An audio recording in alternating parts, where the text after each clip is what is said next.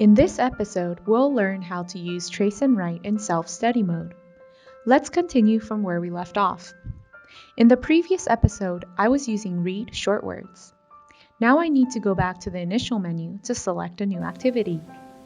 To do this, I will press and hold the circle button until I hear Read. And now I'm in the topics menu. I will press one more time to go back to the initial menu where I can select the activity. Self-study mode. Read. Then, using the arrow buttons, I will choose Trace and Write. Trace and write. Here you can also choose among 4 topics: number, alphabet, short words, and long words. For this example, let's choose the alphabet. Alphabet.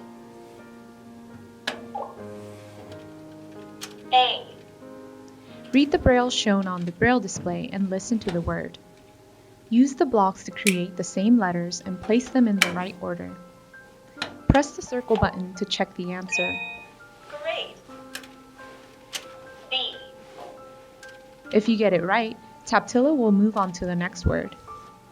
If you get it wrong, you can try again until you get the correct answer.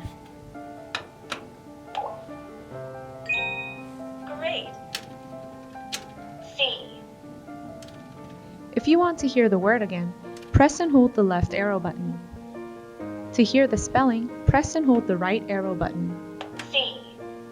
If you want to see the contractions, press and hold the left and right arrow button at once.